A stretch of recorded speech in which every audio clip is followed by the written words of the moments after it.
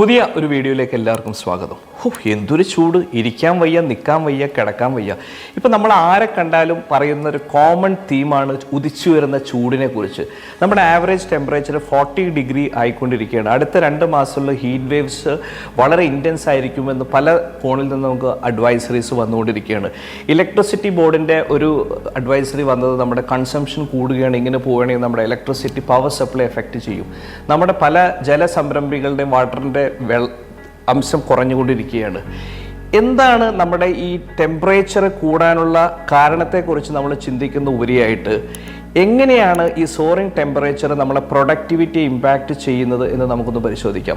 പല റിസർച്ച് സ്റ്റഡീസും പറയുന്നത് ഈ ടെമ്പറേച്ചർ കൂടുന്നത് നമ്മുടെ കോഗ്നിറ്റീവ് എബിലിറ്റി, അതായത് നമുക്ക് ചിന്തിച്ച് തീരുമാനമെടുക്കാനുള്ള നമ്മുടെ കഴിവിനെ ഈ ടെമ്പറേച്ചർ എഫക്റ്റ് ചെയ്യുമെന്നാണ് പല റിസർച്ച് സ്റ്റഡീസും പറയുന്നത്. അതിൽ പ്രധാനപ്പെട്ട ഫാക്ടേഴ്സ് എന്ന് പറയുന്നത്, ഒന്ന്, നമ്മുടെ ഓർമ്മയെ അത് ബാധിക്കാൻ സാധ്യതയുണ്ട്. ഡിസിഷൻ മേക്കിംഗ് നമുക്ക് ബുദ്ധിമുട്ടായിട്ട് വരും. ഈ ഡീഹൈഡ്രേഷനും ക്ഷീണവും കൊണ്ട് നമ്മുടെ ഒരു ഉത്സാഹക്കുറവ് നമുക്ക് വളരെ രീതിയിൽ വരാനുള്ള പോസിബിലിറ്റീസ് ഉണ്ട്. അങ്ങനെ ഓവറോൾ നമ്മളൊരു ഓർഗനൈസേഷനിൽ വർക്ക് ചെയ്യുന്നതിനെ പ്രതികൂലമായിട്ട് അഫക്റ്റ് ചെയ്യുന്ന ഒരുപാട് ഫാക്ടേഴ്സാണ് നമ്മൾ ഈ എക്സ്ട്രീം ക്ലൈമറ്റ് കണ്ടീഷൻസ് തരുന്നത്. ഇപ്പോൾ നോക്കുകയാണെങ്കിൽ പല ഡെവലപ്ഡ് കൺട്രീസിലെ റിസർച്ചേഴ്സിൻ്റെ പ്രധാന ടോപ്പിക്കാണ് ഈ എൻവയൺമെൻറ്റും നമ്മുടെ നേഷൻ്റെ GDPയും തമ്മിലുള്ള റിലേഷൻസ്. അപ്പോൾ നിങ്ങൾ ഒരു ബിസിനസ് മാനാണോ, നിങ്ങളൊരു HR പ്രൊഫഷനാണോ, നിങ്ങളുടെ ഓർഗനൈസേഷനിൽ എത്ര ശതമാനം എംപ്ലോയീസ് ഇങ്ങനെ എക്സ്ട്രീം വെതർ കണ്ടീഷൻ ഫേസ് ചെയ്ത് ഡേ ടു ഡേ വർക്ക് ചെയ്യുന്നുണ്ട്? അവരുടെ വെൽഫെയറിനെ കുറിച്ച് നിങ്ങൾ ജെനുവിനായിട്ട് കൺസേൺഡ് ആണോ? നിങ്ങൾ ഏതെങ്കിലും തരത്തിലുള്ള ക്രമീകരണങ്ങൾ, വർക്ക് ടൈമിങ്ങിലുള്ള ക്രമീകരണങ്ങൾ ഈ സമയത്ത് ചെയ്യാൻ ഉദ്ദേശിക്കുന്നുണ്ടോ?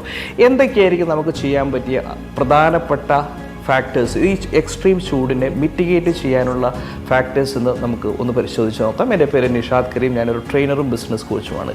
ഇന്ത്യയിൽ ഏകദേശം 38 കോടി അൺഓർഗനൈസ്ഡ് വർക്കേഴ്സ്, അതായത് പ്രകൃതിയെ, നമ്മുടെ എല്ലാ എക്സ്ട്രീം വെതർ കണ്ടീഷനെ ഫേസ് ചെയ്തിട്ട് വർക്ക് ചെയ്യുന്നുണ്ട്.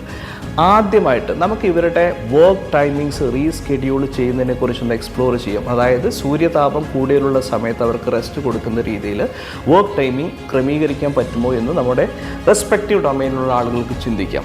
അതിന് വേണ്ടിയിട്ട് നമുക്ക് എപ്പോഴും ചില സമയത്ത് നമ്മുടെ വർക്ക് കൂടുതലായിട്ട് റിസോഴ്സസിനെ മൊബിലൈസ് ചെയ്യേണ്ടി വരും. ഓഫ് പീക്ക് ടൈമിൽ ആ പോസിബിലിറ്റി ചെക്ക് ചെയ്യാം. പിന്നെ ഏതൊരു ഇൻഡസ്ട്രി ആയാലും നിങ്ങളുടെ വർക്ക് പ്ലേസിൽ അവർക്ക് റെസ്റ്റ് ചെയ്യാൻ പറ്റിയ സ്ഥലങ്ങളുണ്ടോ, കുടിവെള്ളം, ശുദ്ധമായിട്ടുള്ള വെള്ളം കിട്ടാനുള്ള ഇതുണ്ടോ എന്ന് ചെക്ക് ചെയ്യാം. പിന്നെ ചൂട് കൂടുന്നതിനനുസരിച്ച് പല രീതിയിലുള്ള ഹെൽത്ത് പ്രോബ്ലംസ് ഉണ്ടാകും. അപ്പോൾ ഫ്രീക്വൻ്റ് ആയിട്ട് മെഡിക്കൽ ചെക്കപ്സ് കൊടുക്കാം. പിന്നെ ഹീറ്റ് വേവ്സിനെ കുറിച്ചുള്ള ഒരു അഡ്വൈസറീസ്, നോട്ടിഫിക്കേഷൻ കൊടുക്കാം. കാരണം ഹീറ്റ് വേവ്സും സൺസ്ട്രോക്സും ഒക്കെ പണ്ടൊക്കെ നമ്മൾ മറ്റു സംസ്ഥാനങ്ങളിൽ നടക്കുന്നതാണ്. ഇപ്പം നമ്മുടെ സംസ്ഥാനത്തും വളരെ കോമൺ ആയിട്ട് അത് വന്നുകൊണ്ടിരിക്കുകയാണ്. അപ്പോൾ ബേസിക്കലി നമ്മൾ പറയുന്നത് എംപ്ലോയീസിൻ്റെ വെൽഫെയർ നമ്മൾ കറക്റ്റായിട്ട് ഓരോ മാറി വരുന്ന സാഹചര്യങ്ങൾക്കനുസരിച്ച് നമുക്ക് പല രീതിയിലുള്ള ടാക്ടിക്കൽ മെഷേഴ്സും പ്രൊസീജിയേഴ്സും നമുക്ക് ഡെവലപ്പ് ചെയ്യേണ്ടതായിട്ട് വരും. അത് നമ്മുടെ ബിസിനസ് ഓണേഴ്സും HR പ്രൊഫഷണൽസുമാണ് അതിൽ മുൻകൈ എടുക്കേണ്ടത്. നമ്മൾ സാധാരണ പറയാറില്ലേ, you take care of your employees, employees will in turn take care of your business. Thank you very much for watching this video.